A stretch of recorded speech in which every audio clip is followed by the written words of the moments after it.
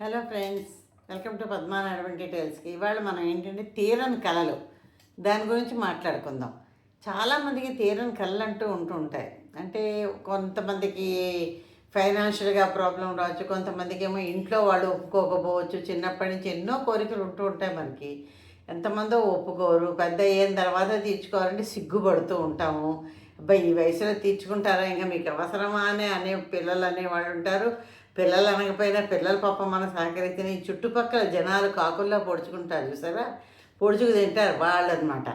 ఇంకా నీకు అవసరమా ఇవన్నీ చేస్తావా అని. వాళ్ళకి లేని బాధలు వీడు ఎవరికైతే కలలు వాళ్ళు తీర్చుకున్న వాళ్ళకి లేని బాధలు చుట్టుపక్కల ప్రజలు కాకుల్లా పొడుస్తుంటారు. అది చాలా చిరాకు అనిపిస్తూ ఉంటుంది, ఒకసారి బాధ కూడా అనిపిస్తుంటుంది. అలాంటి కళ తీరని కళ అనేది ప్రతి ఒక్కరి జీవితంలో ఉంటుంది. నాకు తెలిసినంతవరకు ఇంతో అంతో ఏదో ఒక కళ మనం అలాగా ఉంటూనే ఉంటుందన్నమాట. అంటే మన తీరని చిన్నది అవ్వచ్చు, పెద్దది అవ్వచ్చు. చిన్నదే అవ్వలేదు, పెద్దదే అవ్వలేదు. చిన్న చిన్న కొన్ని చిన్న చిన్నవండి ఏవో తినాలనుకుంటాం. చిన్నప్పటి నుంచి మనకు అది తినాలని ఉంటుంది. ఎవరు పెద్ద కొనివ్వరు చిన్నప్పుడు. పెద్దగా కడితే నీకు అవసరమా ఇప్పుడు అవి తినాలని. అంటే అలా చిన్న చిన్నవి చిన్న కోరికలకి చిన్న ఎగ్జాంపుల్ చెప్పాను. ఇలా ఉన్నాయండి తీరని కళలు అనేదాని నుంచి. ముందు ఒక చిన్న కథ చెప్తాను, తర్వాత ఏమో అసలు మళ్ళీ దీని గురించి మాట్లాడుతాను. వెల్కమ్ అండి. చెప్పాను కదా తీరని కళల గురించిను.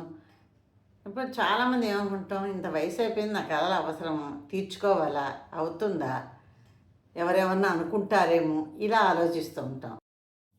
కళలు తీర్చుందికి వయసుతో సంబంధం లేదు.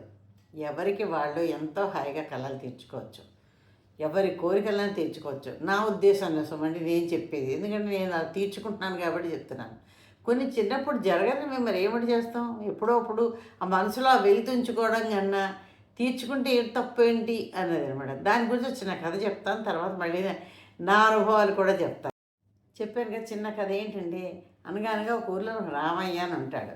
అతనికి చిన్నప్పటి నుంచి ఏంటి కోరిక అంటే కథలు రాద్దాం అని కళలు కనేవాడు అనమాట. కథలు రాద్దాం అని. ఆయన చదువు ఏమిటి పాపం బాగా చదువుకునేవాడు, కానీ ఆర్థిక ఇబ్బంది వల్ల చదువు మధ్యలో అయిపోయింది. ఏవో కూలి పనులు చేసుకుంటూ ఏవో చిన్న చిన్న ఉద్యోగాలు చేసుకుంటూ ఏదో బతికిస్తాడు, అయిపోయింది. అయితే ఆయన ఇలాగే కొంచెం పెరిగి పెద్ద అయ్యాడు, పెళ్ళి అయింది. అయితే రోజు రాత్రి కూర్చొని పడుకునే ముందు ఒక డైరీ రాసుకుంటూ ఉండేవాడు. భార్య అడిగిందనమాట, ఏంటండి రోజు డైరీలు రాస్తారు, మీరు ఎందుకు పనికొస్తాయి, ఎవరి కోసం రాస్తున్నారు అని అడుగుతుంది. చూసారా, కట్టుకున్న భార్య అడిగింది. పోనీ ఆయన సరదా పడుతున్నారు, చిన్నప్పుడు తీరని కోరికలునేమో. అయితే ఆయన చెప్పాలి, నా చిన్నప్పుడు తీరని కోరికను ఇప్పుడు తీర్చుకున్నాను ఆయన చెప్పలేదు. అయితే ఈవిడ ఇలా అడగండి అసలు కొంచెం మనసు చివుక్కుమంటుంది. కానీ ఆయన ఏంటంటే వెంటనే సర్దుకొని చిరునవ్వు నవ్వి, నా కథలు ఒకరోజు నీకు వినిపిస్తాయిలే అంటాడు.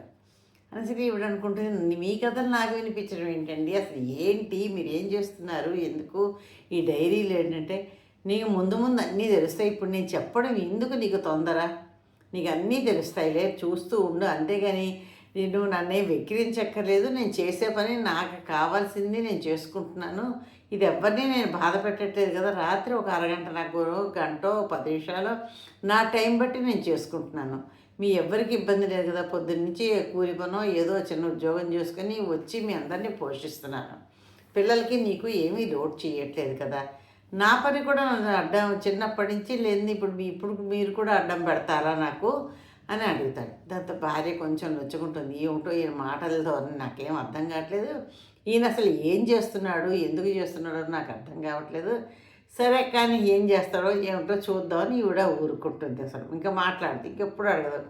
రోజు ఆయన ఆఫీస్కి వెళ్ళడం, చిన్న గుమస్తా ఉద్యోగం లాగా అనమాట, బంట్రోత్ ఉద్యోగం లాగా చేసుకోవడం, రావడం, కూర్చోవడం, రోజు స్నానం భోజనం అన్నీ అయిపోయిన తర్వాత రోజు 1 గంట రాసుకునేవాడు, పడుకునేవాడు.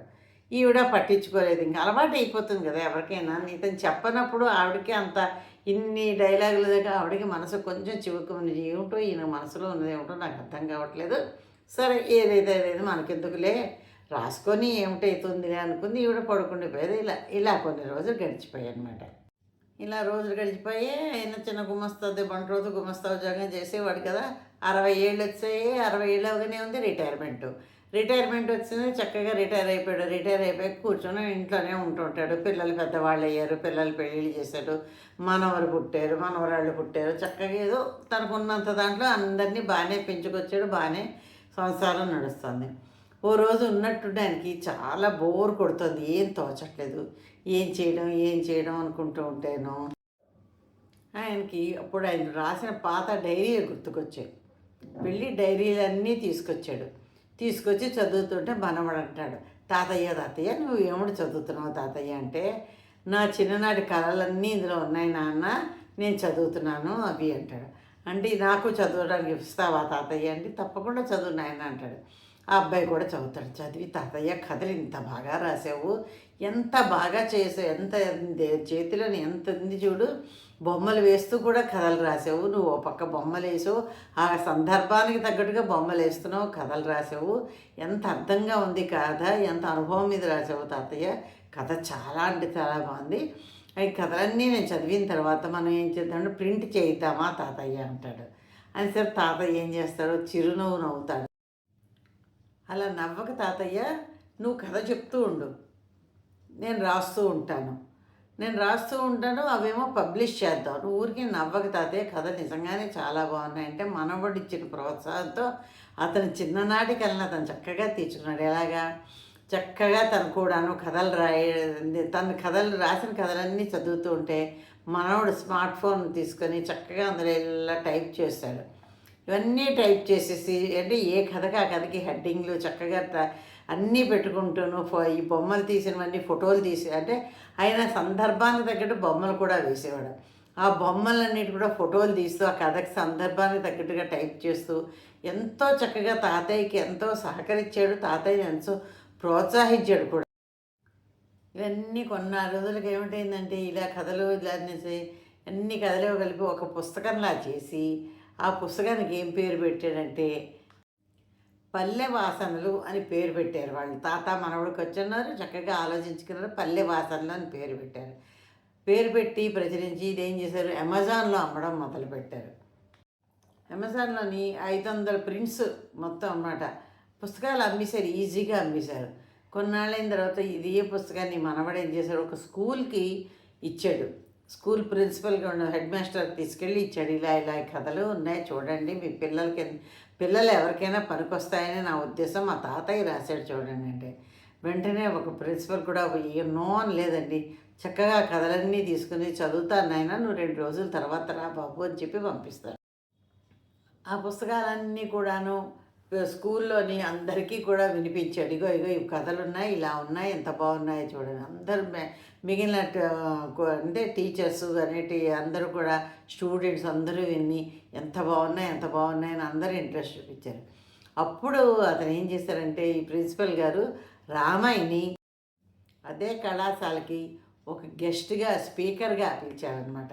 పిలిచి చాలా బాగా చెప్పారు రామయ్య గారు, మీరు కథ చాలా బాగా రాశారు, ఎంత బాగున్నాయి, మీ మోటివేషన్స్ తోటి పిల్లలకి మీరు చెప్పండి, ఇవి కొన్ని మంచి మాటలు చెప్పండి అనేసరికల్లా రామయ్య అనుకుంటాడు, నాది ఏనాటి కళ ఈనాటికి నెరవేరింది, నా మనవడి ధర్మమా అనుకుంటాను అని తప్పకుండా చెప్తానని చెప్పి అంత మోటివేషన్గా పిల్లలకి ఎంతో చక్కగాను చెప్తాడు. చెప్తూ ఏం చెప్పాడంటే, మీ ఎవ్వరికన్నా ఇప్పుడు టీచర్స్ ఉన్నారు, హెడ్ మాస్టర్ ఉన్నారు, పిల్లలు ఉన్నారు, పెద్దవాళ్ళు అవుతారు, తల్లిదండ్రులు ఉంటారు కదా మీకు, మీ ఎవ్వరి పేరెంట్స్ కన్నా ఏమన్నా కళలు ఉంటే మీరు సహకరించి వాళ్ళకి తీర్చండి.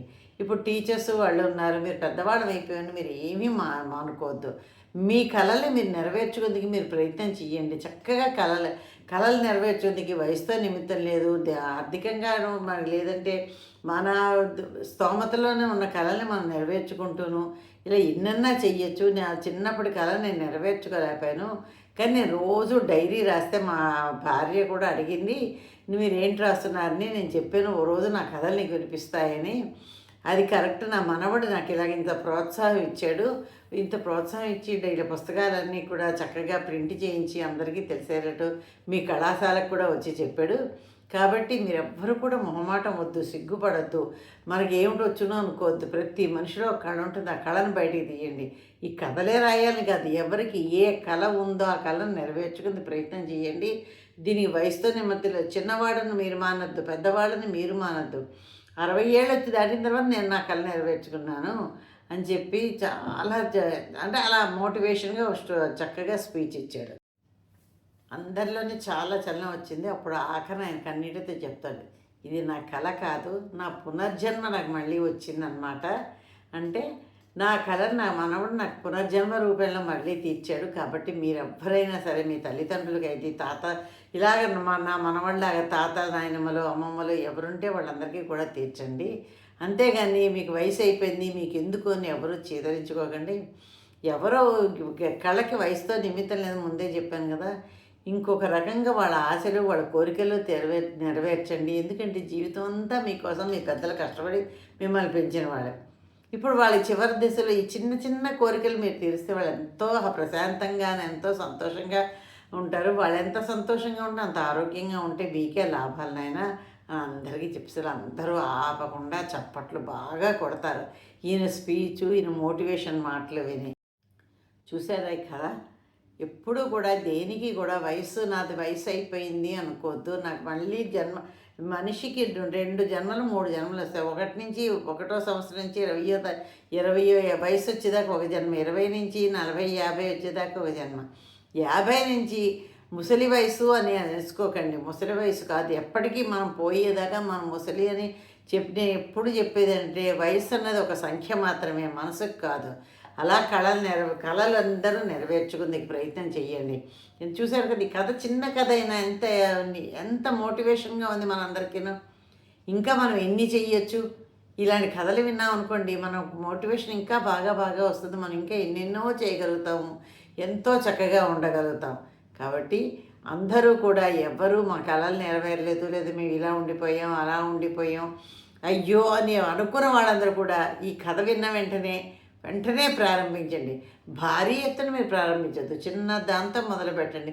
అతను ఏం చేశారు ఇప్పుడు ఇందులోనే, రామయ్య గారు 60 వయసు దాకాను తన కళలు అంతున్నా, తన ఉద్యోగం తన పిల్లల కోసం ఎంతో తన కళలు నెరవేర్చుకోవచ్చు. కానీ ఏం చేశాడు, ముందు చిన్నపాటితో మొదలెట్టాడు. ఎలా మొదలెట్టాడు, ముందు డైరీలో రాసుకున్నాడు. ఆ డైరీలన్నీ భద్రపరుచుకున్నాడు. భార్య అడిగిందానికి కూడా సరి అయిన సమాధానం అంటే చెప్పాడు. అలా కాకుండా ఇలా కాకుండా చెప్పాడు. ఆ డైరీలన్నీ భద్రంగా దాచుకున్నాడు. నాకెందుకులే అని రిటైర్ అయిపోయాక చెత్తలు పారేసినట్టు పారేయకుండా ఆ డైరీలు దాచుకున్నాడు. ఆ డైరీలన్నీ తీసి చదువుతుంటే మనవడు వచ్చి అడగడం, ఇదంతా ఎంత బాగుందండి కదంటే, స్టెప్ బై స్టెప్ తన్నే మోటివేషన్ చేసుకుంటూ ఎదిగాడు. దీనికి సాయం ఎవరు వచ్చారు, మనవడు ప్రోత్సహించాడు. దాంతో ఆయన ఎంత మంచి పేరు తెచ్చుకున్నాడు. ఇప్పుడు 60 ఏళ్ళ తర్వాత ఇవన్నీ తెచ్చుకున్నాడు. అలా అందరం కూడా అలా పేరు తెచ్చుకోవచ్చు. ఏమండి, డబ్బు సంపాదన కన్నా పేరు తెచ్చుకోవడం అనేది చాలా చాలా గ్రేటు. మన మాటలు నచ్చిన వాళ్ళు కానీ, లేదా మన కథలు నచ్చిన వాళ్ళు కానీ, మన పాటలు నచ్చిన కానీ, ఇలా రకరకాల కళను ఎవరు మెచ్చుకునే వాళ్ళు ఉంటే, నేను అంటాను 100కి 100 మంది మెచ్చుకోక్కర్లేదు నా ఉద్దేశంలో. సుమండి, 100కి 10 మంది మెచ్చుకున్నా మనకి గర్వకారణం. ఎందుకంటే మనం మెచ్చుకున్నారు కదా. కొంతమంది అండి అందరూ బయటికి చెప్పరు, మెచ్చుకోలేరు. వాళ్ళు నిజంగా మనస్ఫూర్తిగా చాలామంది మెచ్చుకోరు. ఎందుకు అంటే వాళ్ళకి కొంచెం ఈగో ప్రాబ్లం వస్తుంది. ఈవెన్ మనం కూడా మనకన్నా ఇంకెవరన్నా బాగా అంటే కొంచెం జెల్సీ అనిపిస్తుందా లేదా? అలాగేనండి, ఎవరికైనా కూడా అలా అనిపిస్తుంది. కాబట్టి ఈ వీడియో విన్న వెంటనే కూడా ఎవరెవరికి ఏ కోరికలు ఉన్నాయో నెరవేర్చుకోవడానికి స్టెప్ బై స్టెప్పే ప్రయత్నం చేయండి.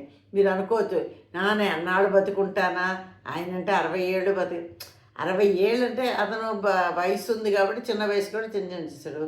మీరు ఎంత సాధించగలిగితే అంత సాధించగలుగుతారు. మనం చచ్చిపోయే లోపల ఎంత సాధించగలమో అంతే సాధిద్దాం చాలు. పేరు ప్రఖ్యాతులు తెచ్చుకుందుకు పూర్తిగా అయిపోక్కర్లేదు.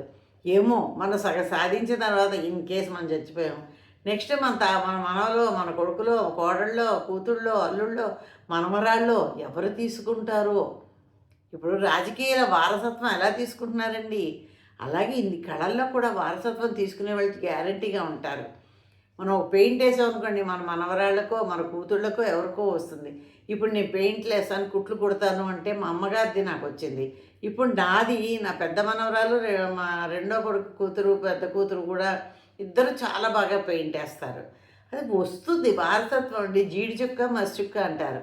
అందుకని ఇదంతా కూడా విని ఈ వెంటనే మీరు మొదలుపెట్టండి. రాదు, చెయ్యలేను, నాకెందుకు ఈ 3 వదిలేసి నేను చేయగలను, నాకొచ్చును, నాకు ఇప్పుడు ఇప్పుడు కాకపోతే నాకు ఇప్పుడు టైం దొరికింది, నాకు ఇప్పుడు టైం వచ్చింది చేయడానికి అనుకొని చెయ్యండి. అయిపోయింది. మీరు సక్సెస్ గ్యారంటీగా గ్రాండ్ సక్సెస్ సాధిస్తారు. ఇది ఫ్రెండ్స్ ఈ కథ మనందరికీ కూడా. మీ వయసు అంతానే ఆలోచించకండి. మనం బతుకున్నామంటే మన కళ బతికుందనే అనుకోండి. అంతేకాని మన వయసుతో పాటు మన కళ ముసిరైపోయింది అనుకోకండి. జీవితం చివరి వరకు ఏదో ఒక ఆశతో బతకాలి మనం. ఆశ ఉంటేనే మనం బతుకుతాము. అంటే ఎప్పుడో అప్పుడు చచ్చిపోతాం. కానీ బతికినంతకాలం ఆశతో బతికితే ఆరోగ్యంగా బతుకుతాం. ఎందుకంటే ఆశ నెరవేర్చుకుందుకు ప్రయత్నం చేస్తాం కదా. ప్రయత్నం చేసినప్పుడు ఆరోగ్యంగా బతకగలుగుతాం. మన మనసు బలంగా ఉందనుకోండి, ఏ వయసులో అయినా ఏదైనా మొదలు పెట్టవచ్చు. అదే నేను అదేంటే మనసు బలంగా ఉండడం అంటే మన మీద మనకు నమ్మకం ఉండాలి. నేను ఎప్పుడూ అదే చెప్తాను. ముందు నేను చెయ్యగలను అని నమ్మకం, మన మీద మనకు నమ్మకం ఉండి మన మనసును బలంగా దిట్టంగా పెట్టుకున్నాం అనుకోండి, మీకు వయసుతో సంబంధం లేదు. వయసు వస్తుంది, పుట్టిన దగ్గర రోజు రోజుకి వయసు పెరుగుతుంది.